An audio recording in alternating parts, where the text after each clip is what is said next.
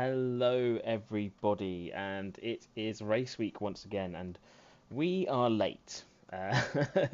We apologise for it. It's been over a week now since the Japanese Grand Prix, and we realised that we hadn't done the cooldown room yet. So we are here today to talk to you about the Japanese Grand Prix and the upcoming Chinese Grand Prix. So I'm here with my esteemed colleague, Mr. Bowser, up above, and I am Hello. David, or Umilius, if you watch our racing channel. Um, okay, let's get straight into it then. Bowser, talk us through the qualifying for the Japanese Grand Prix. Hello. Hi, everyone. Thanks for joining us. What we're going to do, as usual, let's start from the back to the front. Nice little crescendo at the end, which is no surprise at all, but we'll get there. So, starting off with last on the grid after reported issues throughout the race weekend is Guang Yu Zhou in his Kick Sauber, starting 20th on the grid, only milliseconds behind Logan Sargent in 19th. Then you got Magnussen in 18th. Gasly lines up in 17th. And probably the biggest surprise from Q1 is the drop off of Lance Stroll, coming 16th position. And to be fair, you know, nearly 3/10, definitely over 2/10 off of 15th place, which is a bit of a shocker with how quick we know that Aston Martin can be. Moving forward on to Q2, 15th place, who held that position, was Ocon, and he is followed just behind Albon in 14th. Then we've got the other Kick Sauber of Valtteri Bottas starting in 13th. A little bit better than he has been doing recently in qualifying, so fair play to him, turning around a little bit for the team. 12th position is Hulkenberg, massively out qualifying his teammate as well. And then 11th place is quite possibly the other sort of bigger shock maybe of Q2 is Daniel Ricciardo not quite making it through. I think he would have been, again, wanting to make a point and be ahead of his teammate Tsunoda at his home race. So Oh that's yeah, Q2. do remember he only had one practice session though. Oh yeah. Don't you worry. We will cover that. Don't you worry. And then that leads me nicely on to his teammate Tsunoda, who started the race in 10th position, last of the Q3 runners, just behind. So Tsunoda was just behind George Russell, who'll be a bit disappointed with ninth, to be honest, starting on the grid. And then another disappointed driver for this weekend, or for Japan, would have been Leclerc. He was beaten by Hamilton, who was beaten by Piastri, which I think was a pretty good effort for Piastri. Alonso, again, showing the quality that he has over teammate, being all the way up in 5th position. You got Carlos Sainz starting in 4th, continuing that great form. Just pipped by his good friend Lando Norris, who had a great qualifying session to get in the second row in 3rd position. And then it's the usual suspects, and the usual way around it would normally be. Perez starting at 2nd place with Verstappen, assuming his usual position as pole position for the last few years. Brilliant. Thank you very much for talking us through that. And yeah, no surprise there. Max on pole. Let's hope that doesn't continue for the rest of the season now, and that we had our only, outlier last Blip. last race before. Okay, let's start with the very first little section. I think it's turn two, was it? Turn two or turn? I think it's turn two. But Classified that as it's going into turn 3. Our exit at turn two, 10. turn three incident Yeah. between Alex Albon and Daniel Ricciardo. Um, the stewards deciding it was a racing incident at the end of it, which I do think is probably a fair way of looking at it. I think if you had to apportion more blame to one driver than the other, it would probably go towards Ricciardo, but it was the first lap. You can clearly see as well on the onboard, Daniel Ricciardo is looking at Lance Stroll going up his inside. He's not going to have any clue that Alex Albon's there on his outside. And why would he? It's not really a place where you go to overtake around the outside there. So, yeah, I think a bit optimistic from Albon, but I think just caught Ricardo out a little bit with the fact that he had a better start on the soft tyres, with the both the RBs struggling off the line on the mediums, both of them dropping places. Probably again another reason to contribute to Daniel not noticing him there, as he's probably in a bit of panic mode trying to catch what on earth's going wrong with his car at the time. But yeah, racing incident at the end of the day, but both drivers out. Not good for either. Williams now have no non-repaired chassis for China, which is mental. They're going in there with 2 repaired cars. Yeah, not good times at Williams at the moment. Just as I've been told today that my shirt's on its way. I've not jinxed Williams at all. And yeah, Daniel Ricciardo's poor form to the start of the season continues, which is a shame because he started in 11th. He was only 1 place behind his teammate. He was kind of doing everything he needed to do when you take into consideration he only had 1 actual practice session because he is out of the car in practice 1 for a young drive test, which questionable in my opinion because of how Daniel's been struggling to do it. But anyway, Red Bull decided to do that, and then we know practice 2 was rained off basically, so no running was there. So only having practice 3 to only be a few tenths off his teammate wasn't bad in my opinion. So I think he would have been expecting a lot, as you said, from this race, and yeah, not what he needed. And I don't see RB being good at China, so it could be another rough race for him. Yeah, I get why Red Bull did it. I mean, the young driver Iwasa, who's been driving in F2 for a few years now, is Japanese as well. So they had that all, RB Japanese lineup. So a bit of a PR stunt if you want. But obviously, all the teams are mandatory have to run a young driver in every car. So I can see why they did it. Bear in mind who their young driver is, that it was this race. And again, it's like you said, I think it's unfortunate that they didn't take into consideration that maybe Daniel, at this stage of the season, and this vein of form that he's in, or lack of, if you will, that maybe it wasn't the best time for Daniel himself to do it. But I mean, it's I'm not sure like Red Bull have, another team with a driver who's on peak form and wouldn't really have mattered if he'd lost the session. Just saying. Yeah, also true. Yeah, I mean, I'd replace Max Verstappen every week. I mean, give everyone a chance. Give Max probably 1 practice session, and he would still be pole. Yeah, I wouldn't surprise me. That's what my questionable thinking on that is. Like, you got a driver who's struggling. Why give him less time in the car? I totally agree. Or like I said, switch it over so Tsunoda sits out that one and put Iwasa in. Yeah. Like I said, I believe the reason why they wouldn't do that is because they wanted both Japanese drivers on the track in their cars as a PR stunt, if I'm completely honest. So yeah, that's my opinion on that one. 100% PR stunt. Just think that they had another 2 Red Bull cars they could have chose to use. Yes, yeah, no, I totally agree. Yeah, because they could have had both Daniel and Yuki run in and still had 2 Japanese drivers by replacing Perez or Max, and still having. Because he, as part of the Red Bull family, like you say, he is a Red Bull young driver as much as he is a RB young driver. So, yeah, I totally agree with you there. When it comes to the Albon Ricciardo crash, yeah, it's first lap. It's a racing incident. It's all super tight at the start. Especially as you're starting that S's complex at the Japan track. A lovely section of track, actually, to be honest. It's just... I thought, in my opinion, when I was watching it, I thought it was a bit clumsy from Daniel. I mean, yes, he was getting attacked by Stroll on the inside, which is fair enough, but that doesn't mean that you shouldn't be aware of other cars around you as well. There's plenty of opportunity, like times throughout races where they're 3 wide. You've got to be observant of everyone on the track, and and essentially, like I said, it was a racing incident. I do agree it was a racing incident. It's just.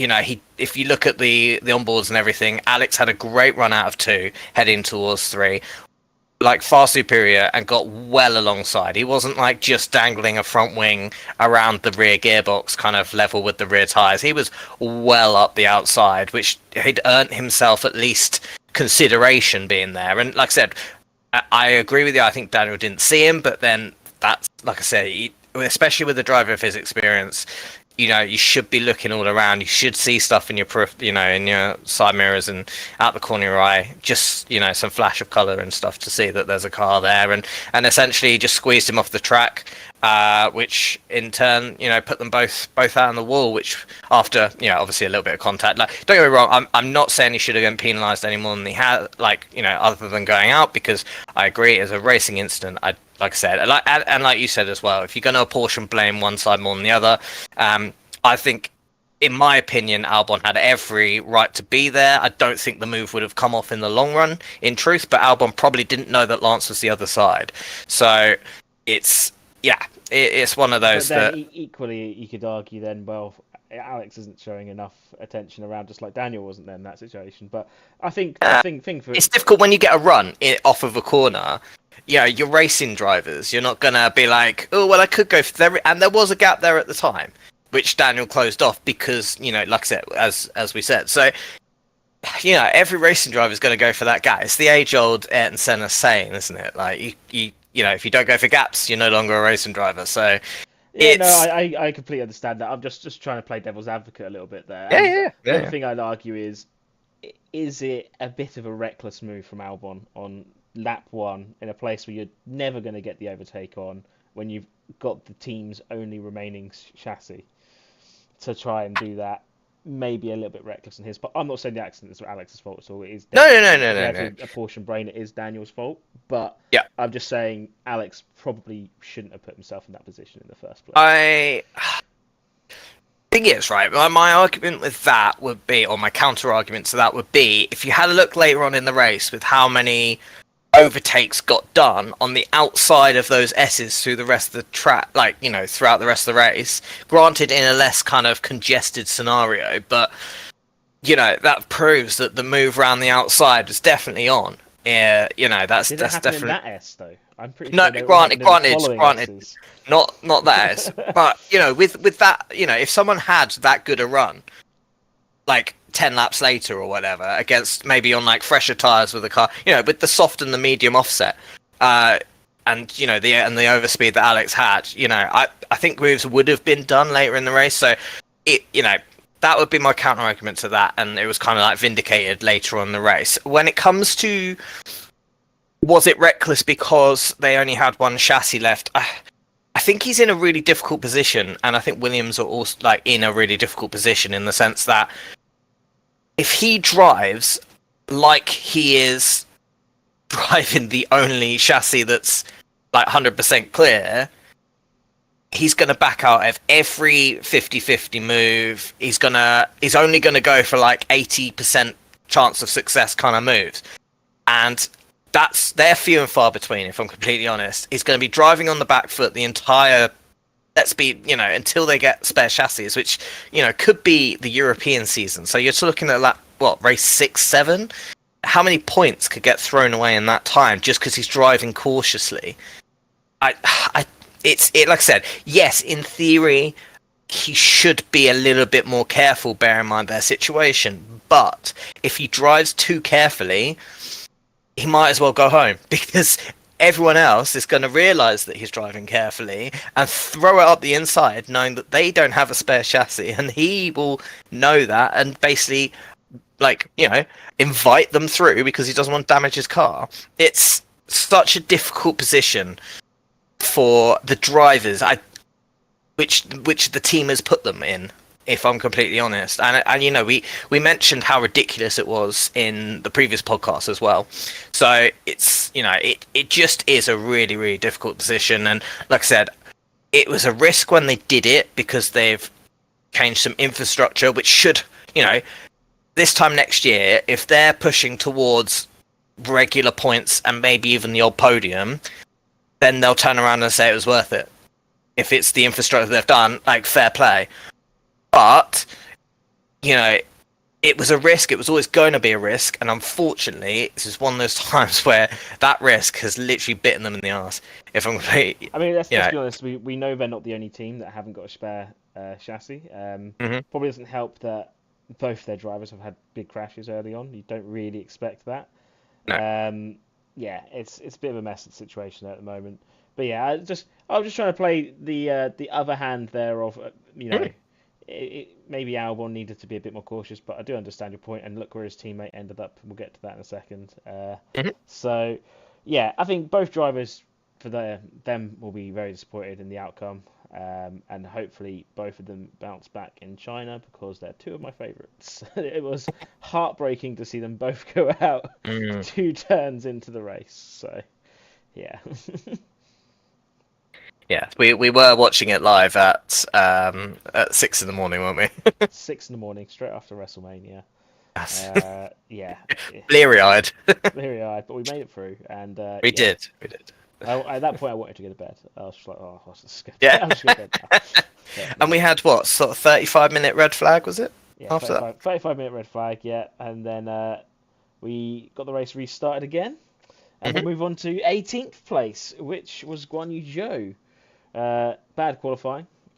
He's Yep. not having a good season this year. Like last year, I was starting to think, that maybe he was starting to get the measure of Bottas a little bit. He was taking the fight to him a bit more. Don't know what's happened in the off season, but he's just not showed up this year so far. Yeah, 18th place, not his fault. He did say he felt like he had pace in the car and that he was going to be able to make up some places, but then a technical issue taking the car out. So we'll never know if he could have made up those places. Here's hoping for his sake that next week he has an amazing weekend, because he's only going to had the one Chinese Grand Prix in his whole career, and at the rate he's driving at the moment, I don't think I'll have another one.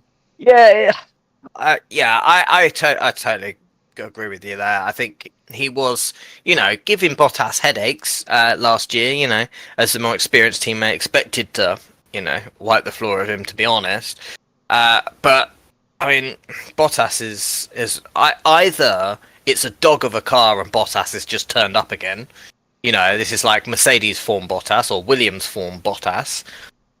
Or, like you say, Guan Yu Zhou's just lost all confidence and, just can't seem to make this car tick, unfortunately. It's been a really, really difficult start for him. He's kept it out of the wall more than the Williamses, but I think that's about the only plus point we can shout about so far this season. And yeah, I really, it's a difficult time because their team, the whole Kick Sauber team, it's all in this limbo situation at the moment. It's going to be Audi in 2026. Can you see Guan Yu Zhou being that Audi named driver? No. I mean, and is he doing anything to try and change their minds? No. And, he's not going to be their poster boy. It must be difficult for him because knowing that that's going to happen and constantly having like the likes of Carlos Sainz, Bottas, Vettel, all being linked with this Audi entrance into F1 and them wanting to make a big splash in, as soon as they arrive. So it must be difficult, but the problem is there's always going to be pressure in F1. There are, annoyingly, get out the kitchen. Absolutely. I mean, if they're not going to let more teams like Andretti come into the sport and give an extra couple of seats, there's going to remain only 20 drivers in the entire world who can drive F1 cars in the season, minus the odd deputizing. So, when you get into one of those seats, you have to make the most of every single time you drive it. And, he's not doing that for me this season. And if he doesn't pick it up soon, you've seen Red Bull. I don't.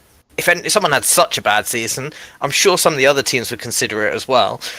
There's people like Liam Lawson that if they could, nick him from the Red Bull family, I'm sure they'd absolutely love it. And, every seat's up for grabs in my books, to be honest, other than at the moment in his current form, Max. But pretty much, I think every other seat, if they had a massive downturn in form, you could argue Leclerc or Norris, but, if they really... I think you've got a few safe seats. I think you're Verstappen, unless he wants to leave, is safe. I think Charles Leclerc is pretty embedded at Ferrari. Lewis Hamilton now going alongside him. And then Fernando Alonso and Lance Stroll. Unless Lawrence Stroll sells up the team, Lance Stroll's going to be there until he doesn't want to do it anymore. So I think those two seats there are also secure. Yeah. The rest of them, I'm not so sure. Actually, Norris probably is pretty secure unless he wants to move. So, or unless Piastri starts outperforming him, which Piastri seems to be very close to Norris. So, you never know. But either way, I mean, we're digressing slightly here. But back to Guan Yu Zhou. Like I said, not really impressed at all this season. It's got to turn up very, very soon. I think his home race in China is the ultimate place to do it. I have everything. Don't get me wrong. I know I'm being negative about him and harsh. The criticism is harsh at the moment on him, but it's because I want him to do well, and I want him to do you know, but also I want to see the best drivers in these very limited amount of spaces. And if you're not going to turn up and perform, I can name 5 or 6. You know, Ollie Behrman being another one who would, yeah, I'd love to see in one of those seats. So, yeah, turn it up, mate, or go home. That's a good way to segue as well when talking about people not performing. Let's move on to Logan Sargent. There we go. Yeah, what to say? Poor qualifying and then a poor race. How much of it is he's got a damaged car still? Like, yes, they repaired it, but how stable is that going to feel after it's been patched up? You know, so maybe there's a little bit of that, but to be honest with you, from what we've seen of the season so far, it's actually pretty much where I would have expected him to finish. Yeah, he's not doing good enough. To be honest, Albon thrown that car into what was it 14th in quali? Mm-hmm. You know, there's a big difference. There's such a big difference between the two of them. And there was last year as well. Yeah, you know, he's not improving. Like, there was this whole big spiel over the winter about him, you know, putting on all this muscle weight. He was going to be better this year, and no, nothing's changed. He's still making mistakes. He's still not really doing anything in the race. Like, I want him to do well. I think it'd be good for the sport to have an American driver on the grid, but not if he can't improve. I think that seat has got someone else's name being etched onto it for next year. I'm not entirely sure whose, but it won't be Logan Sargent at this rate. Not unless drastic changes. I have a feeling that's going to be Kimi Antonelli's seat, if I'm completely honest. You know, Mercedes will bed him in, like they have done with multiple drivers, including George Russell and Valtteri Bottas in the past. So, you know, I have a feeling that's where Kimi is going to go. And I think, like I said, and to be fair, I think there's other American drivers that you see in IndyCar, like Colton Herta, who Andretti were heavily linked with to sort of bring over to F1. Like he's more of a, you know, a street or a racetrack specialist in the Indy series rather than the ovals. So sort of, you know, would suit F1 very well compared to some of the other drivers who are oval specialists. So yeah, I think there's better even America if they're really set on having American, because Dorilton, who own Williams, they are an American company. So if they are really set on having an American driver, I think there's better ones out there, if I'm completely honest. So I think there's even let's keep in mind, didn't he finish third in Formula 2, Sargent? Yeah. It may have even been lower than that, third or fourth. Yeah, possibly, mate. There's a whole thing going into the last weekend of the season where it was like, will he or won't he have enough points? And that was like, yeah. So I don't know. It's like I said, I'm pretty sure there's even a couple of Americans in F2 and F3 that are coming up as well. So I can't think of any off the top of my head, but I'm sure there are a couple in there. So yeah, never say never to those. You know, he might be able to, if they can appeal or get in earlier than said. There might be a seat at Andretti for him. You know, an American driver with a bit of race experience. Maybe that's something that Andretti might be interested in, but I can't see him staying in that Williams seat. If I had enough money to bring an F1 team into the sport tomorrow, I would not be picking Logan Sargent on my team. Oh well, He's just got absolutely nothing from what I've seen of him to make me go, yeah, he should be in Formula One. And I hate to say it because, you know, I want the guy to do well, but he's just not performing, and I think it shows that, you know, he just scraped through the license points to get into Formula One. I think that's a good indicator that maybe he shouldn't have been in Formula One. Yeah, I like I said, you know that Alpine is 12 kilograms overweight or something crazy like that, which, you know, in F1 is a lot, you know, a massive amount. He's the only car that finished the race and finished behind the Alpines. You know, and that's while the Alpines are struggling. I will mention something later, but, you know, Alpine are bringing upgrades. So, you know, this was probably the best opportunity to, you know, really capitalize on that and use that as being, you know, at least getting yourself up into a position where, you know, you're there to capitalize if 2, 3, 4 of the big hitters, you know, your Ferraris, your Red Bulls, your Mercedes, all had a big crash in turn 1 or something.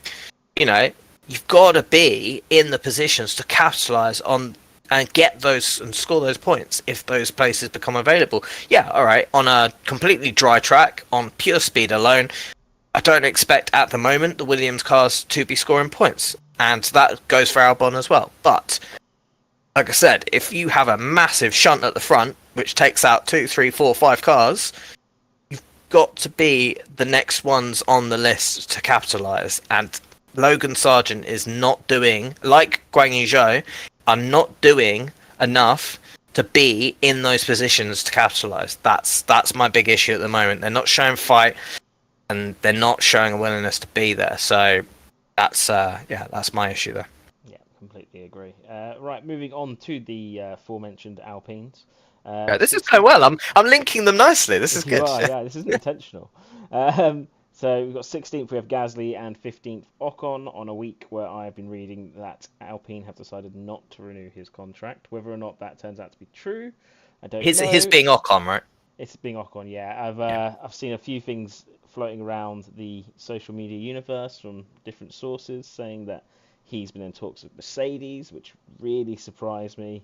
But apparently the fact that he was talking to Mercedes has upset Alpine. So we'll see if anything develops there or if it's just the rumour mill being the rumour mill. But yeah, interesting times for Ocon potentially ahead.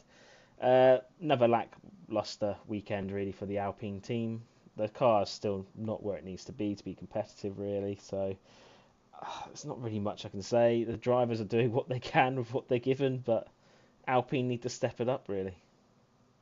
Yeah, I think it's interesting to see again this season, like Ocon's finished ahead of Gasly again. I think that's got to be noted. Yes, like I said, I also heard the news. I think Ocon's doing a better job this year, if I'm completely honest. I think last year it was very sort of track specific. You'd see each one sometimes quite heavily outperforming the other one. But this season, Ocon's on top every round that I see so far, and the one time Gasly has finished ahead, it was because Ocon had an issue. So, I think Ocon's generally doing a better job. And yes, I have heard that they are not renewing his contract and everything. Like you say, if you've heard that it's because he was chatting to Mercedes, but Toto was his manager. Of course, and Mercedes is a better seat at the moment.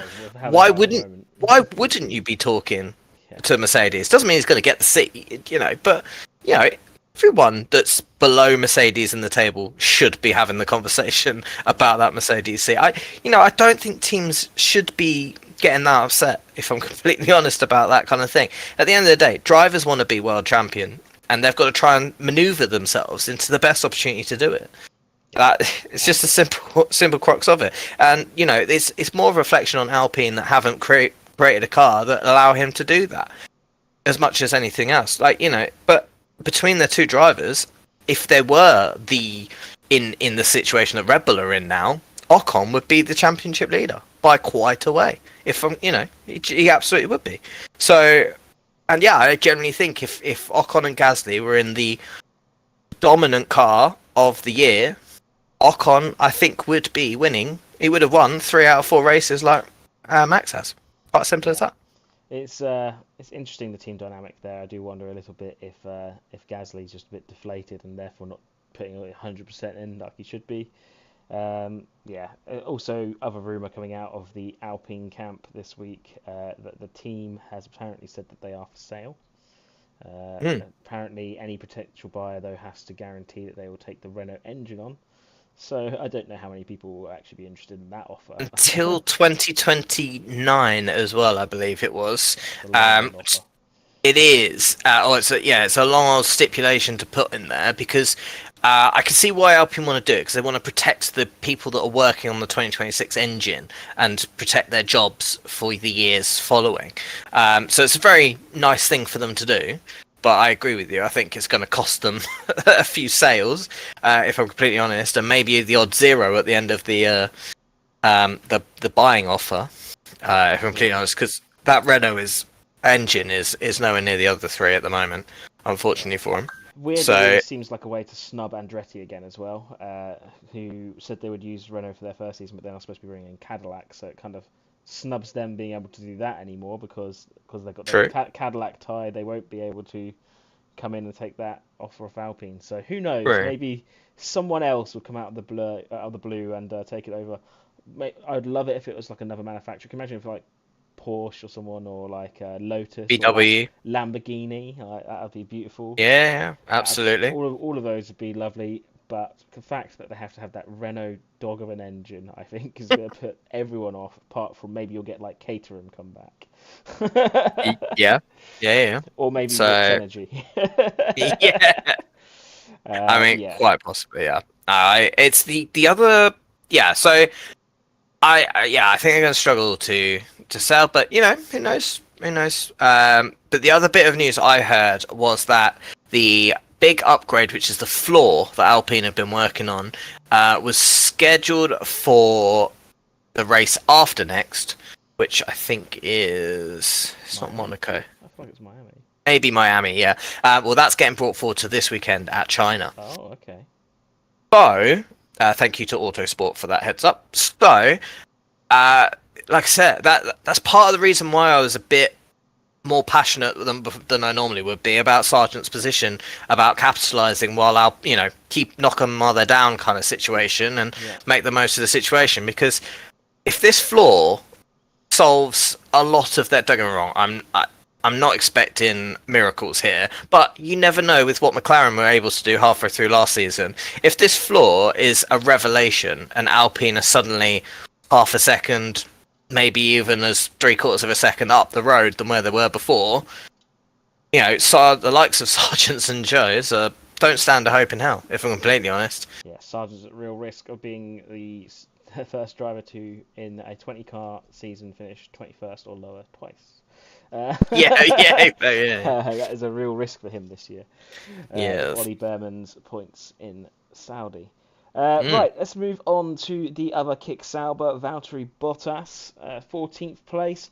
Actually going to be a little bit disappointed with that. I feel like he was in the running for that 10th place battle, but had another slow pit stop with Kick, but it was only a 4-second pit stop, so they're improving. Their 4-second pit stop is like a Red Bull 2-second pit stop. Yeah, but that 4-second pit stop may have cost them a few million by the end of the season, because if they've missed out on that on points. So, I think good from Bottas to put himself in that position where he could fight for the points, and bad on Sauber once again to let their drivers down. And boy, can that team not wait to be Audi. They must be so much like of the team just wishing it to happen sooner. Something's got to change. I think everyone apart from the pit crew, because surely Audi are just going to sack them all when they get there. If they can't even get a pit stop under 4 seconds. Like, don't get me wrong, I'm not sat right here now thinking that me and Umilius over there are going to be able to change the tyre quicker than Kick Sauber. But if in my day job I took double the length of time as everyone else to do the job you're paid to do, there would be trouble, whatever that job is. So realistically, that's the situation you've got to look at. It's elite sport. You've got to try and be the best. And, that's what pit crew, that goes down. That's not just drivers. That's not just engineers. That's not just the strategists. That's the pit crew as well.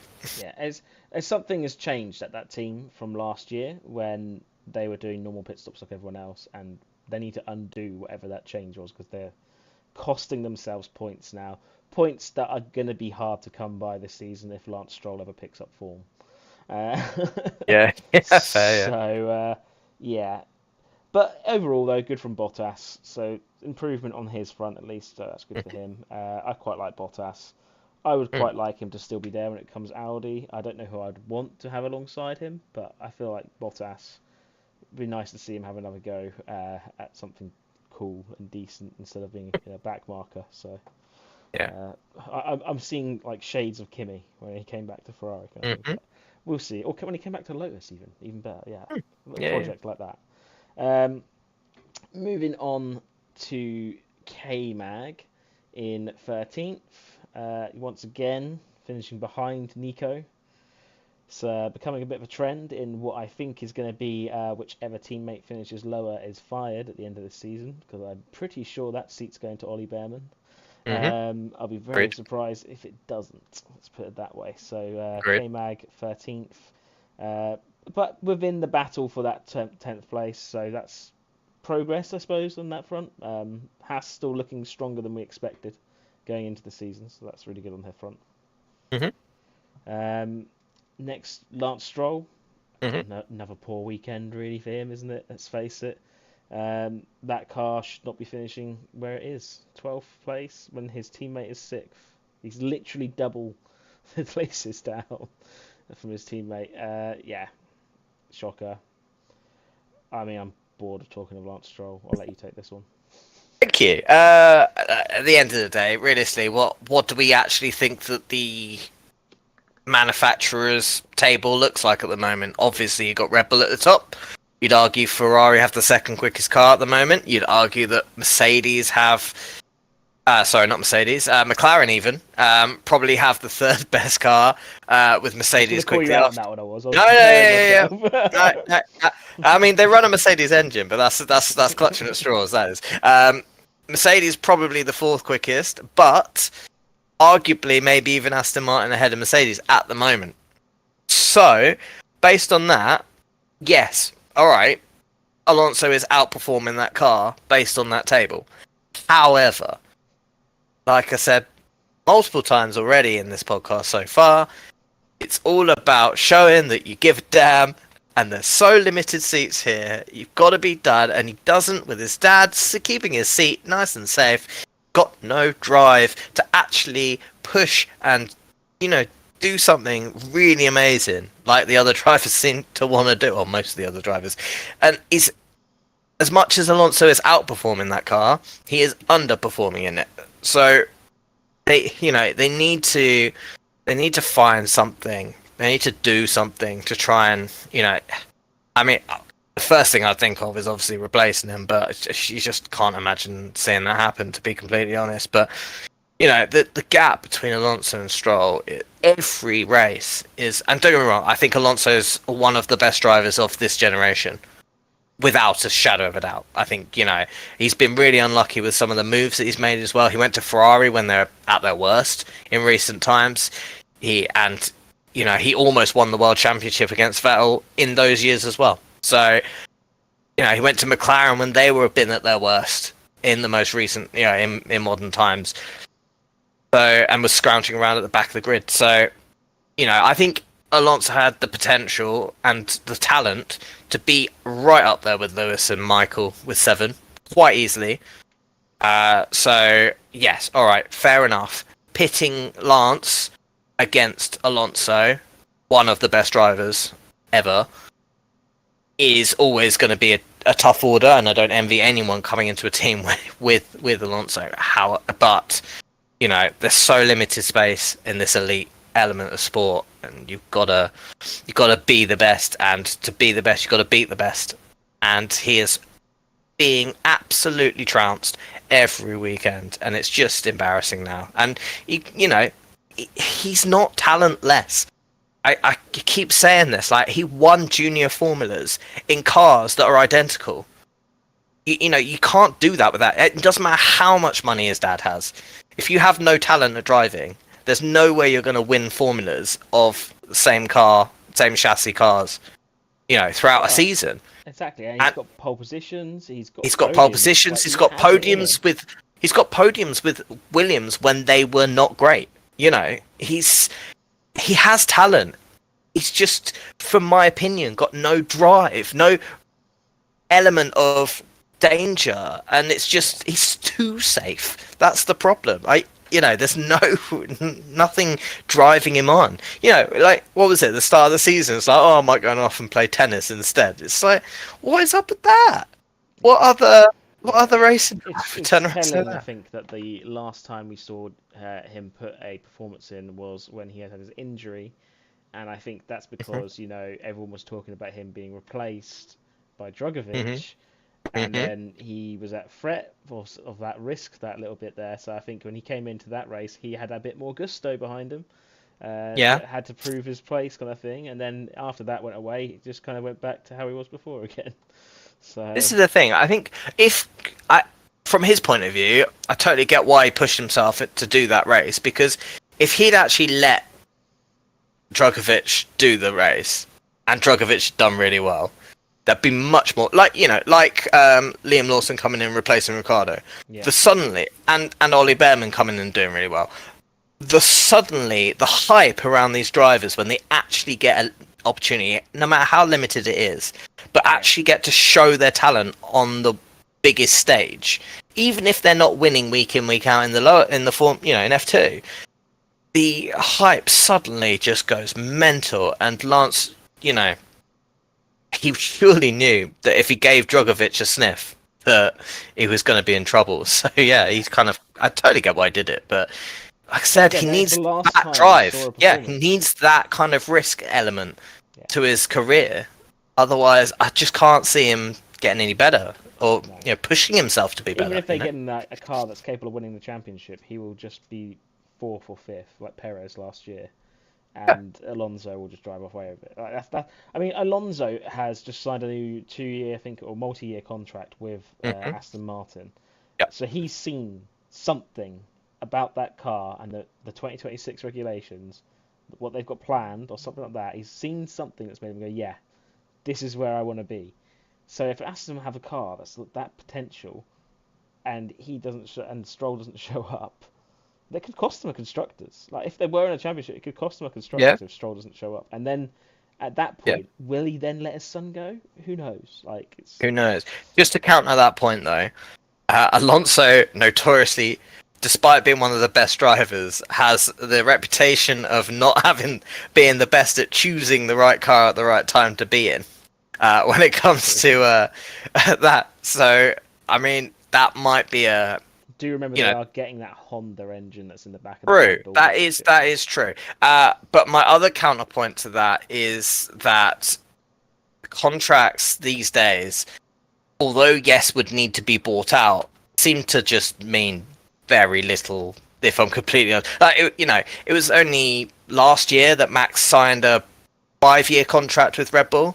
And they're already talking about him moving and replacing Hamilton next season. But that's because he has a loophole in his contract. Yeah, true. But it just proves, Alonso, let's be honest, surely his agent is going to put loopholes in if that car's a dog. Yeah. So I wouldn't read too much into that. But I think it's smart from Alonso in a sense that with his age, having a multi-year contract and having some sort of level of security behind his seat for the next few years. Not that I think with his talent he needs much of it, but it just proves his actual desire to stay racing and his drive for it, which is great. That's, like I said, that's what I want to see. It doesn't matter if you're 4 or 40, I want to see that level of passion for what you're doing. And, with people starting to question, is he going to drop off or anything, it just gives him that little bit of security. There's always going to be the jeopardy, which is great, like I said, because his dad doesn't own the flipping team, but it just gives him that platform, and he can, like I said, if one of the top drives, like if they do decide to get rid of Perez, for example, and that Red Bull seat does come available and Max is gone and they're looking for a real, just pure one of the best drivers on the grid to take that seat, and they choose Alonso, then I'm sure he'll be able to get out of that contract, but it gives him a safety net if one of those seats aren't available, or gets filled by a different driver. He knows he's got that Aston Martin seat.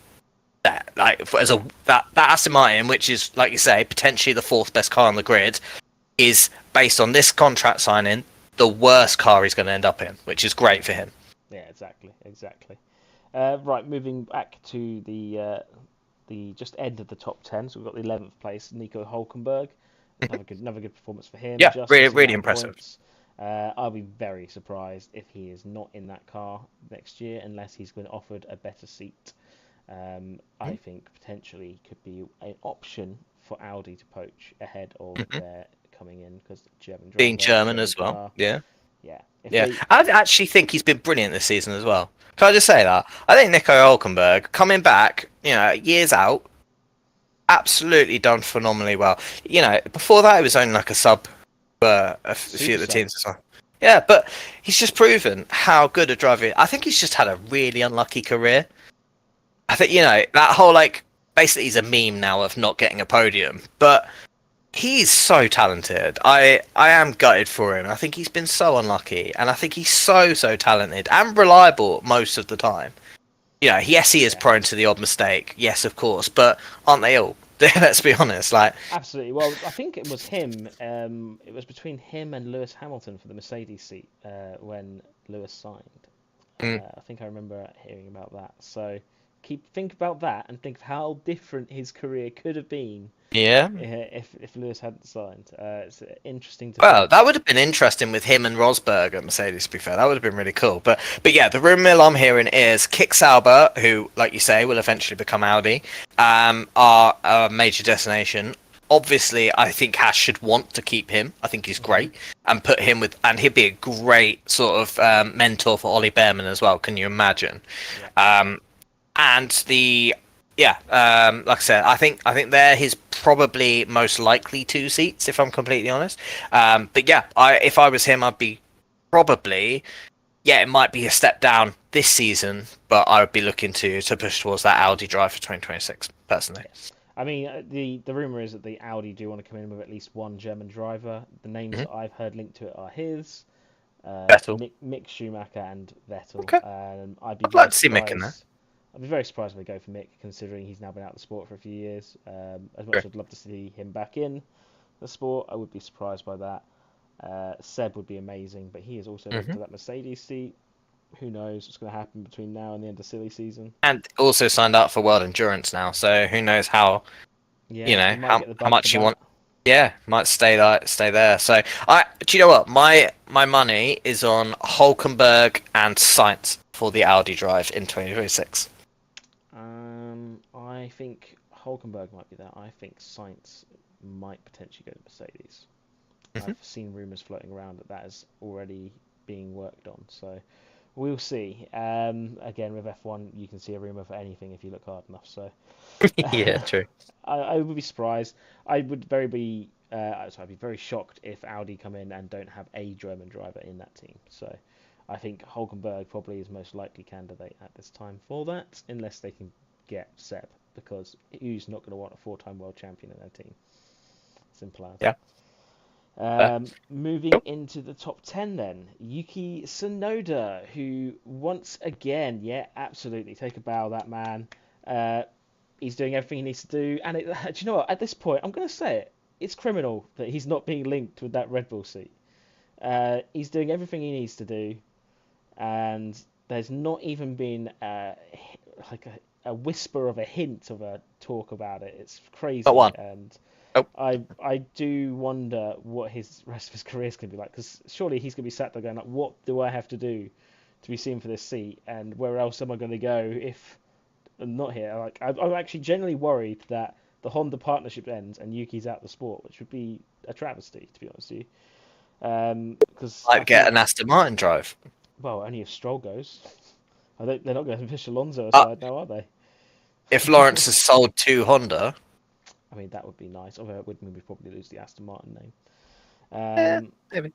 But yeah, I do worry about what's going to happen to him. He's doing everything he needs to do. He's got a very experienced teammate with Daniel Ricciardo, who he's absolutely wiping the floor with, as much as it hurts me to say that. Yeah, he's on it. The car is suiting his driving style, and he's delivering when he needs to and when he can. So yeah, keep it up. That's all I can say. Impressive again from Yuki. Yeah, I think on this channel we have given Yuki plenty of stick over his time, and especially his temperament, which, don't get me wrong, I'll still give him stick for. I think he still needs to calm down a bit. However, it is, and this is an entertainment sport, so who are we to judge, really, realistically? But yeah, no, he's doing an amazing job at the moment. Great start to the season. Just really come out the winter break just with just seems to have really matured. His driving at least has matured, which is really really impressed. So keep it up. He's getting points now, which is great.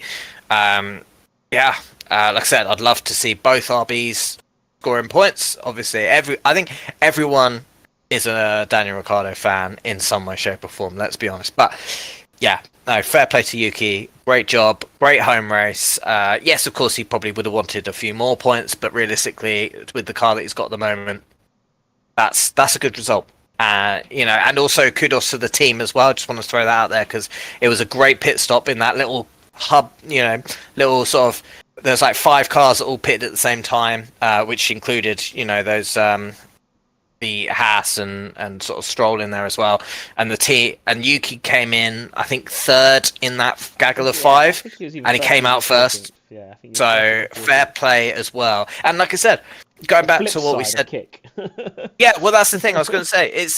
That's where it is important still that the pit crew are as competitive as the drivers are, because that pit crew, like, despite how much we're congratulating Yuki at the moment, that pit crew need just as much appraisal for that result as Yuki does. And yeah, and like you say, as Kick Sauber losing and throwing away points with this issue that they keep having at the pit stop, Yuki and RB have managed to gain a point. So brilliant job all round. Well played. Yeah, absolutely couldn't say it better myself. Moving on to P9 and another disappointing weekend for Lewis Hamilton. I think he's switched off. I don't think he's caring anymore. He doesn't like the car, and he's already thinking about that Ferrari next year. I honestly do not understand why Lewis is 9th otherwise. I just think he's not caring. Personally, poor weekend performance for him. Yeah, I'd agree. And when have you ever, or could you ever imagine, I'll rephrase it this way, could you ever imagine in a season where Mercedes are pushing for race wins that he would come on the radio and say, do you want me to let my teammate past? Not the team saying, Lewis, he's on a different strategy, and him saying, okay, is that code for let him past? No. Completely out of the blue, George cruises up to the back of him, and he goes, do you want me to let him past? Like, I was absolutely gobsmacked. The 7-time world champion, just, where... Can you imagine Vettel doing that? Can you imagine Max Verstappen doing that? Yeah, it's absolutely mental. I was just absolutely shocked, and yeah, he must have, or at least checked out until he gets some upgrades on that car, until he gets a sniff of something a bit more drivable, and then maybe he won't be making those. Or maybe he's like, oh, I'll get these little things in the bank now while the car's crap and we're getting 1 or 2 points at the back of the top 10. Maybe I'll say, oh, well, remember I let George through here and all this stuff and play the good teammate. So if they have a competitive car at the end of the season, he can be like, oh yeah, George should let me through, and then he goes on to win. Then it'll be like a 1,000 IQ move. But I can't see it happening. With that car, no. Yeah. Honestly, I just don't see it happening. I actually am starting to worry really badly for Mercedes because they just seem to be in a bit of a free fall. Don't really seem to know what's going wrong with their car. They're not really moving anywhere back forward. Like, we've seen Aston kind of take a step back forward. They dropped down to about 9th, 10th for Alonso Stroll. Stroll obviously is still 12th, but Alonso is now back up in 6th because of the upgrades and stuff. So, yeah, Mercedes, they need to work it out. Otherwise, they're going to end up fighting at the back with Audi in 2026. Absolutely. Just breaking news that I've just had pop up on my screen. Obviously, everyone's aware of the Red Bull drama at the moment with Christian Horner. There is, don't get me wrong, it's not a trusted source, so please don't read too much into this. Let me lean forward in anticipation. If Christian gets sacked, which former experienced race team principal currently has no team and no job at the moment? You've got 3 options really that I can think of off the top of my head. You've got Mattia Binotto. You've got Otmar Szafnauer. Also no. You've got Flavio Briatore. Flavio Briatore? Is he not still banned? I don't know. I just thought it'd be funny. From PK Crashgate from 2008. I mean, I think Ross Brawn's no longer in F1 as well. He's kicking around. It could be him. I mean, he is, Jean but not as much as Gunther Steiner. Oh, he did used to work for Red Bull, didn't he? He did. Yeah, that's true. He is apparently, for like I said, a very untrusted source. So do not, please read this as gospel. However, there is a very loose rumor that, because they would need to find at least a temporary principal for the rest of the year, that Gunther Steiner is ready in the wings in case Christian Horner, after the second round of investigation, which has just started, like I said, we won't talk too much about it because we don't want to speculate on, especially something as delicate as this at the time. But on the off chance that this doesn't quite go so successfully for him, and he does get ousted or decides that the best thing to do is step down, Gunther Steiner could become the dominant team principal for at least the rest of the season. I want to see Gunther Steiner tell Max to not fuck smash his door. I know. I want it so badly. I just want to see Max's reaction to that. Someone of that. Honestly, I think for the first time I'd actually not support Red Bull, if you get what I mean. I probably would support them now just for Gunther. Like, I've got a Gunther Steiner Haas shirt. It was only for Gunther. I didn't really care about Haas. Could you imagine Drive to Survive if that happened? Can you imagine Gunther Steiner in a team that's winning telling Toto to fuck off? That'd be so fucking funny. Oh, mate. And how smug Christian Horner is, and then getting replaced by Gunther Steiner. That would be so... Oh, my days. That would be poetry in motion. That would be. Let's not forget that there are other names out there. Eddie Oh, Jordan's God, yeah. Yeah. No, totally fair. That would be amazing. That would be so cool. Well, we'll see what happens. So, do we know when we'll have an outcome on that second Christian Horner thing at all, or is it just? So they have. So the accuser, his PA, I believe, from reports, was his PA, had been suspended. She has been reinstated in her role through what means. I'm not sure, that's all internal to Red Bull, and obviously they're not going to release too much detail on that. And now she has gone in. I believe this is basically her appeal on the actual decision itself, that said that there was no harassment or no foundations to her claims. So this is the appeal process, I believe. And like I said, I don't know too much more than that at the moment. There is no date as yet that's been reported of when that will be coming out. I'd imagine... Problem is, there was so much about, we want to get it finalised and finished all before too many races into the season. But by rushing it, they've allowed themselves to be undermined and this whole thing to just keep running on in the background. So I don't know what's going to happen, to be completely honest. But... what I've heard so far and the research I've done on it is that this is the appeal process going through now.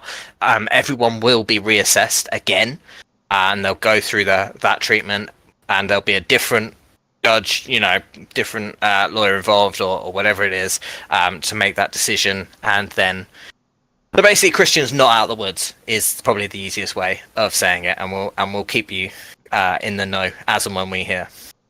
Be interesting to see what happens if Christian wins it again, if Max still stays. But yeah, cool. Okay, excellent. Thank you very much for the breaking news. We'll go back to our regularly scheduled programming. So next up is Oscar Piastri in P8. I think actually probably a little bit disappointed with his end result there. I think McLaren, like Norris showed, they had the car with a bit of pace. He's finished almost 20 seconds behind his teammate, which is shocker. Lewis had a bad one, but he still only finished, like 3 seconds behind George. So, yeah, quite close between Oscar, George, and Lewis at the end. But yeah, I think the McLaren had the potential to be further up, so I think Oscar's got to be a little bit gutted coming away from it this weekend. But he's still relatively new to the sport. He is up against Lando in a car that's designed for Lando. Let's not forget. So. Yeah, it will be interesting to see how that goes as the season goes on. Yeah, I agree. I mean, yeah, it won't be probably the position he was hoping for, and I watched his post-race interview. He wasn't too downbeat, which was quite reassuring to see. Still scoring points, still bringing the points in. Fair play. Like I said, McLaren are in a similar position to Aston Martin almost, in the sense they're not one of the main manufacturers, but they do have one of the best cars. Granted, but McLaren, a difference between them and Aston Martin at the moment is they've got two drivers who are bringing home the bacon, or faking if you're vegetarian. On the week in, week out. And yes, all right, Piastri has dropped off a little bit from Norris, although I do know that based on sort of what we've seen in previous years, Lando is a bit of a Suzuka specialist as well. So again, we have seen Piastri much closer and beating Norris at some of the races in the past sort of 12 months or so. So I wouldn't read too much into that. I think it's probably going to be more of a case of, especially because Norris dropped back from his third place start, which we'll get to in a moment. I think there's inherent lack of race pace in the McLaren compared to some of the other cars around them on this occasion, and I think Norris is just really good at this track.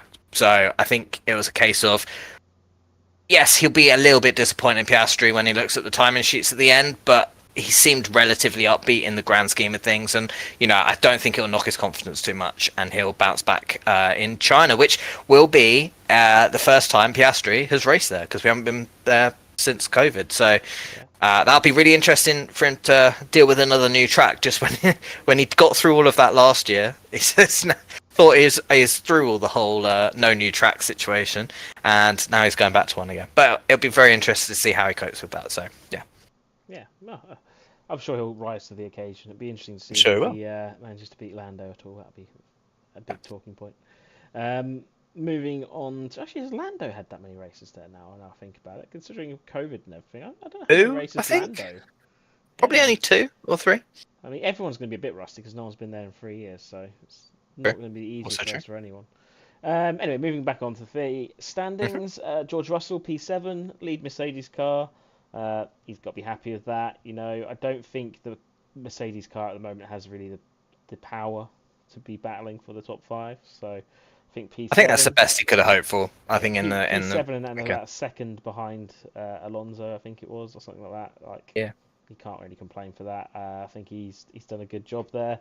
He'll be kicking himself that he wasn't able to catch Alonso, but still a great race for him. And lead Mercedes driver at a time when Mercedes are looking for a replacement for Lewis. He's kind of showing that maybe he can be the one to lead the team, and maybe they'll put Kimi Antonelli in alongside him. Who knows? But yeah, he's doing what he needs to do by outperforming his teammate at the moment. So totally agree. And then that brings us on to P6, your favourite, Fernando Alonso. A few favourites. I like to dabble. I keep my eggs not in just one basket. But yes, Alonso. I mean, we've kind of already covered it with the Lance Stroll chat, to be completely honest. But like I said, as much as Lance is not performing as well as that car could do, Alonso is outperforming it. I think the Aston, she'd probably be expecting 9th, 10th, 8th, maybe at a push. To get 6th, and like I said, and be where he is on a regular basis as well. It's just I don't have enough compliments for the guy, to be honest. And doing it all, probably with a sore back because he's 38. I'm 31, and I have no idea how he's doing that. 7 years older than me, and doing that intense amount of the guy's a machine, absolute machine. A god among men. He is. Yeah, no, I completely agree. Fernando absolutely knocking out the park as usual. Hopefully, Aston car gets some upgrades and he can start battling for some podiums towards the end of the year. He's going to P5. Lando Norris, he's going to be pretty happy with that, I think. P5. Yeah, great job. Probably where I expected him to be honest with you, behind the Ferraris and the Red Bulls.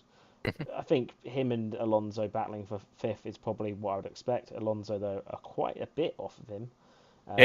Decent gap. Lando... About 14 seconds, I think. Yeah, I think it's about 14 seconds. So, yeah, Lando showing he is the better driver on the day, and maybe that McLaren is a bit better than the Aston. But yeah, another strong drive for him. He'll be gutted that he's not fighting for the podiums, but that McLaren car, I just don't think is there at the moment for that. So I think he's done the best he can do with what he's got under him. Yeah. No, I think there's definitely a clear two horse race at the moment. Well, it's a one horse race really, but I think the Ferraris are far enough away from the Mercedes, Astons, and McLarens to basically be the only ones realistically that can, on a regular basis, challenge the Red Bulls. So yeah, no, it's the best. Fifth place, I think, for anything other than a Ferrari and Red Bull has got to be seen as a great job, whoever it is. So no, great job by Lando. Like I said, I think from what I've seen, he has been a bit of a specialist in the past of that track. He has done really well. So doesn't shock me that he's there, but you still got to go out and do it. So fair play to him. Great job, and yeah, looking forward to seeing what he can do in China as well. Because it's a very different track, so be interesting to see who comes to the table on that race. So yeah, absolutely, completely agree. And who knows, maybe China will rain or something and throw it all up in the air. Hopefully. Who knows? And then bring us to third and fourth, the two Ferraris. Carlos Sainz yet again ahead of Charles Leclerc, showing that he's had a good upturn in form. I think it's actually been quite even between the two of them throughout their time together, wins wise and things like that. So it's interesting to see that now in the final season, Carlos is kind of the leading driver almost there. But then how much of that is he's trying to put himself in the window to be picked up. So yeah, I wonder how long it will continue, this Carlos Sainz domination in the Ferrari camp at least. But yeah, good result for him. I think Charles will be kicking himself. I think he probably would have expected himself to have had a better start to the season than he's had so far, being beaten by his teammate quite a bit. So yeah, I think all in all though, Ferrari are where they're going to be. There's nothing really much more they can expect at the moment. That Red Bull is just another level. So. Yep, totally agree. And yeah, like I said, I'm very happy to see Sainz doing so well. Leclerc, I will give him some kudos. He had a dodgy quali and a dodgy start as well, and was down fighting with Lewis, who obviously finished in ninth. So to get back up to fourth, yes, obviously in a better car than everyone he got past, but still to get through the pack to where he was, fair play. And like I said, only really finished 6.5. Well, about 6 seconds off his teammate. I thought that was actually a really good drive from Charles Leclerc to that, and probably the first drive this season where I think Charles Leclerc has really stepped it up a bit. I think he's had a bit of a slow start to the season from his own very, very high standards, may I say. That's not a big sort of criticism of him. I think he'll be disappointed with his start of the season as much as anyone else is. But that showed, despite where he was, like 13th, 14th at one point, fourth place, 6 seconds off your teammate, that's not bad. Mind your teammate has been winning races. Just going to remind you of something here, that if that was Sergio Perez, you'd be saying something very different. Because, Charles we'll get to Red Bull in a second. Well, we'll get to Charles Leclerc being down there and having a bad start is not what I would say is a good performance, but there you go. No. No, you're right. No, to be fair, you're right. It was very disappointing in quali. It really was. But the difference between Leclerc in this situation and Perez is that Perez was having to do it, especially last season, every single race. He was having to come from 6th, 7th, and while Charles, in a much weaker Ferrari to the Red Bull, was putting it on the front row and was the one continuously knocking Perez out, or at least knocking him down quite regularly, and basically being the closest thing to Max. And that's, and he was, for most of the season, especially in qualifying, dominating Carlos Sainz. This season, Sainz has come out of the traps, obviously lost his seat already. We know about that. He's got that drive and stuff, but obviously, probably slightly contradictory what I was saying earlier, but with that jeopardy of he's lost his seat and he's put himself in the window, you can only drive to as much talent as you have. So it was always in there. So, and to be fair, I've always liked Sainz. I always thought he was a very, very good driver. Maybe it's coincidence, and maybe that this car's just suiting him better this year. I personally would like to put it down to that, personally. We'll see as it sort of moves throughout the season. But, Sainz has trounced Leclerc at the start of the season. So, like I said, for Leclerc to get back on this odd occasion, back to fourth, where realistically the Ferrari should be and the positions they should hold, that's why on this occasion I'll let him off quali and say fair play. So that's where I'm at with that one. Again, Sainz doing a great job bringing in the podiums, maximising the points for Ferrari when neither of the Red Bulls are messing it up. So, yeah, nothing more. I literally, at the moment, I think Sainz is in incredible form. I think he's doing brilliantly well. I think any team on the grid, whether it's Mercedes, whether it's Audi in the future or whatever, anyone would be lucky to have him. He's a very, very good in the wet as well, remember. Very, very talented driver. So, yeah, I think he'd be an absolute bargain for anyone on the grid, really, to be honest. I'm going to make a statement. Go on. Slightly controversial statement.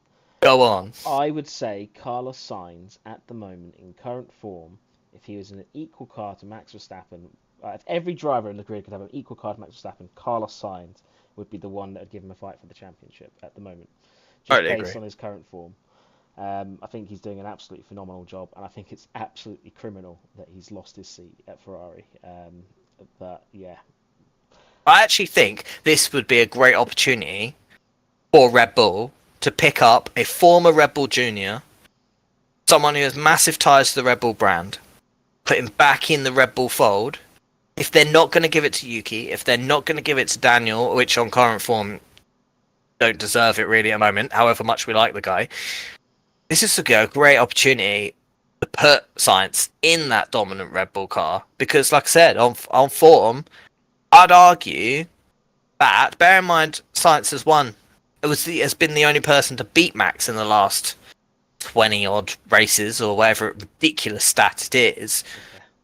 I actually think Sainz, if he was in that Red Bull with Max, on an even playing field, I think Sainz would actually, there's a chance he'd be leading the World Championship at the moment with Max's DNF in Australia, with Max's, which is why, there is that. There was also, when they were teammates at Toro Rosso, they butted heads a bit, and then they ignored team orders and all kinds of stuff because they wanted to race each other. They're both very even drivers at Toro Rosso, let's not forget that. And then Max got the push instead of Carlos, which, again, think of the universe. The push is into the main team, not the push out. Yeah. Think of the world we could be in if it was the other way around. Oh, I've been so much happier. Such a more likable guy. Sorry, that's too opinionated. I apologise. Moving on though to not neutral enough. Come on, neutral face. Moving on to our top two, both the Red Bulls, Max Verstappen and Sergio Perez. Do you know what? I feel dirty. I never defend Sergio Perez, and I did a minute ago, and I don't know why I felt the need to do so, but I just when you were saying that about Charles, I was like, but we were saying this about Sergio last year, and I'm not a Sergio Perez fan, but you know what, I will give him his kudos. He's much better this year so far. Last year it was these street tracks that he was performing on. They were his specialty.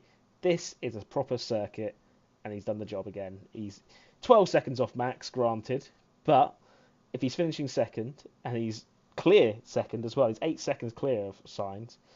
That is all he needs to keep that seat. So, all they need him to do. Yeah. Yep. Keeps this up, I think he actually might be safe there next year, unless they do decide to do something crazy that puts Sainz in there.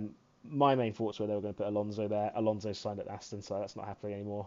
So yeah, I think Perez, if he can keep this up the rest of the season, will probably keep that seat. But yeah, great drive from him. Did everything he needed to do. Did everything Red Bull wanted from. Yeah, he's now that he's not being touted as Max's rival for the championship, he's slowly just plodding along, doing what he's expected to do, and yeah, he's doing it. Yeah, so. Basically. Yeah, no, I totally.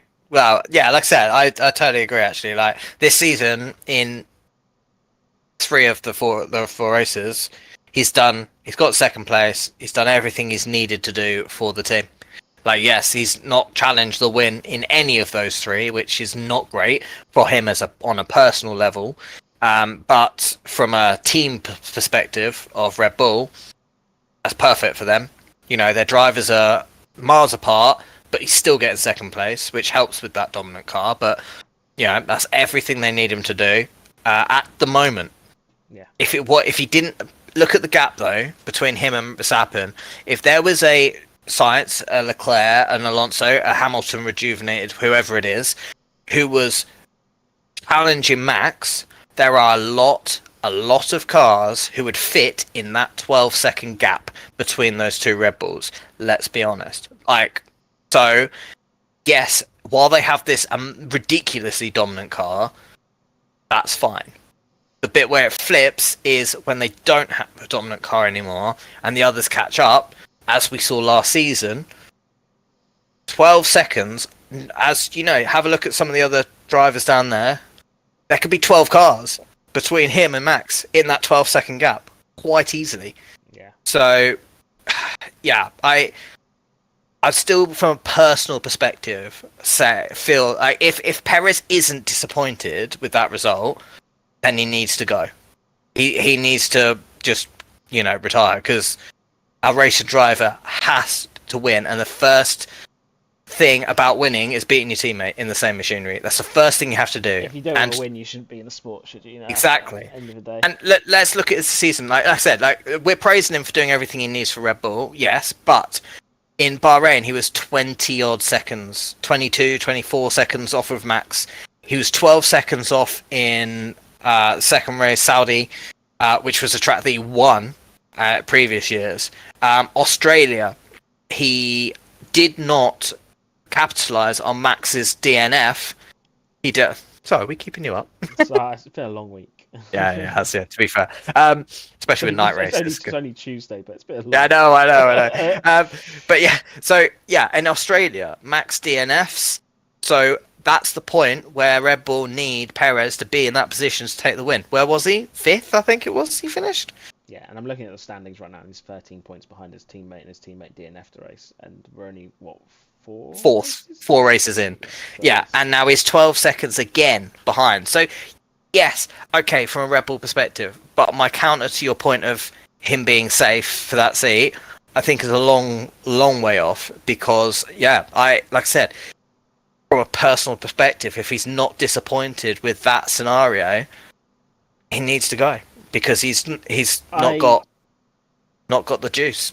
I agree with you in that sense. If he's not got the juice anymore, he should go. But my thing is that these cars for next year are going to be based off of these cars you've got currently. I can see Red Bull giving him a year extra just to see out 2025 and then bring someone else in for the new regs. Personally, that's my main thinking behind it. I think he might be safe for next year, not for future, but for the next year.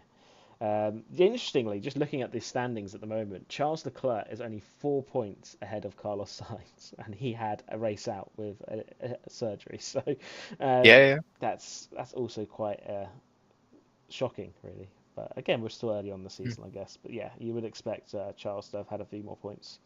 But I suppose he's only had 2 podiums, hasn't he? And Carlos has had 3. So yeah, one of those win. So. It's interesting times. But yes, Max Verstappen, again, dominating. What more can we say about him? He's on the form of his life with the best car on the grid. Man's just going to run away with it, I feel, this year again. Simple as. I've got nothing more to say. Yeah, I think that's basically it. So Chinese Grand Prix this weekend. Do we know the start time for the Chinese Grand Prix?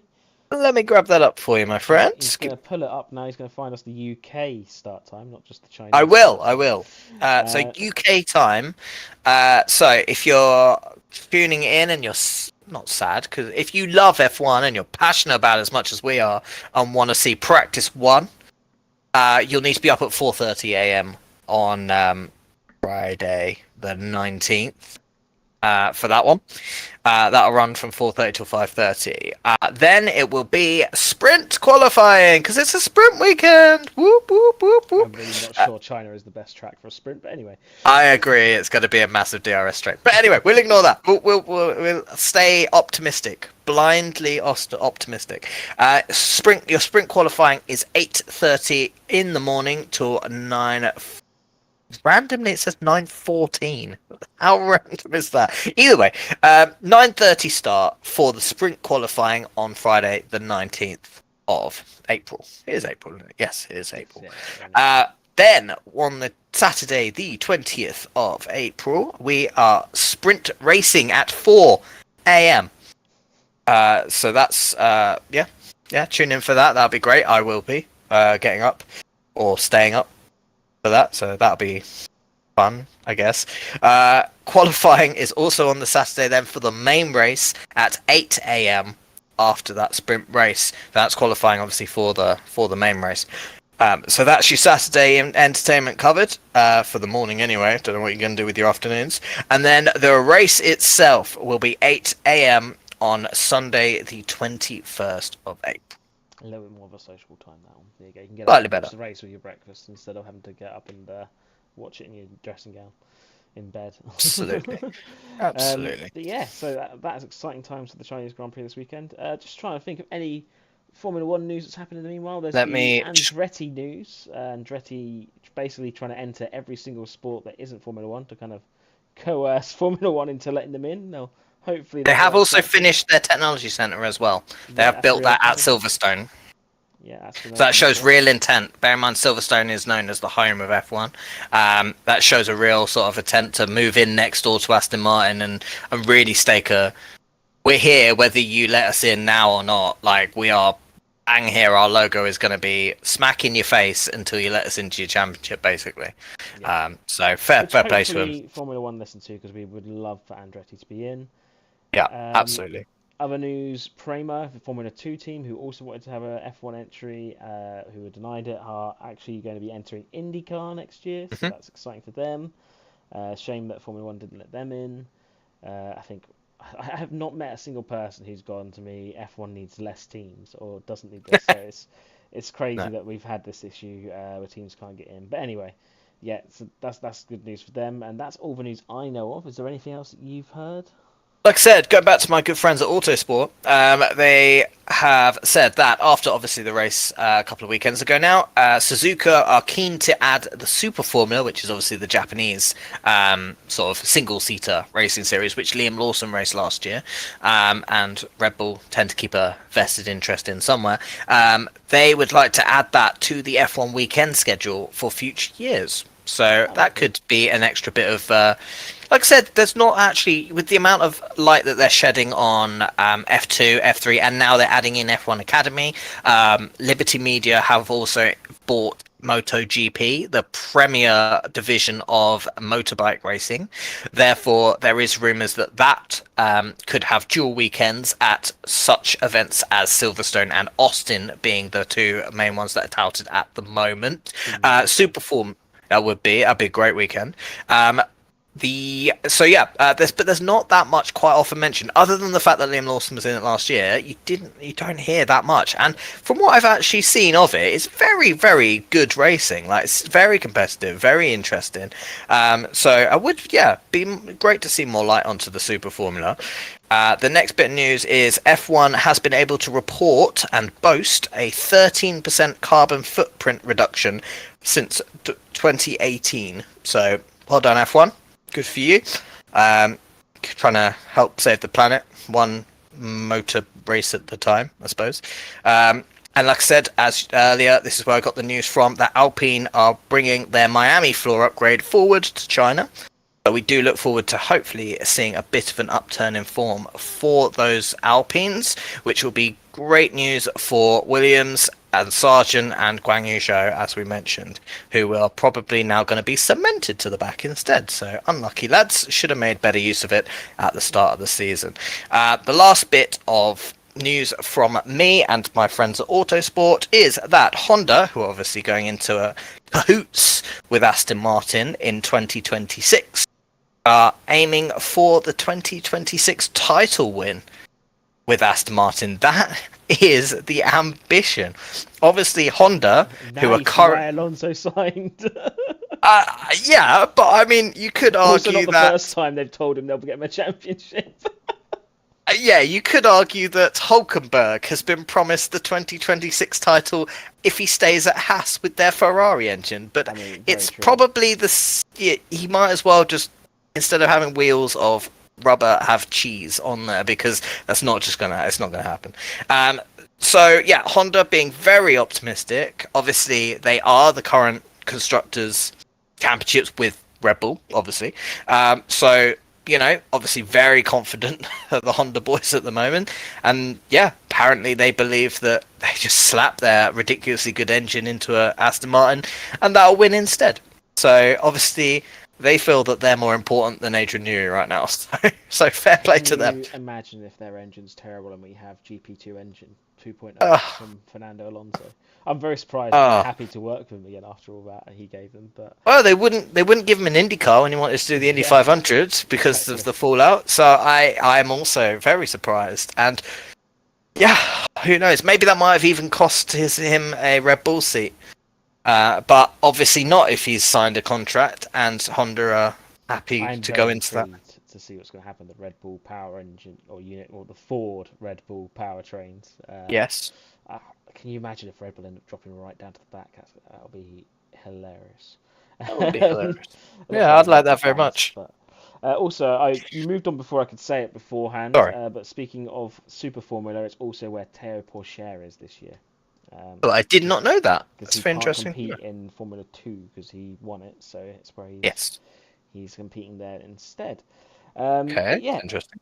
I think that is all of it. That probably wraps us up for today, ladies and gentlemen. So, thank you very much for tuning in, as always, and we will speak to you some point between the Japanese Grand Prix and what we believe is Miami. But we'll speak to you after the Chinese. Oh my god, I said Japanese. We just did the Japanese. We just did the Japanese. We'll speak to you China. after the Chinese Grand Prix.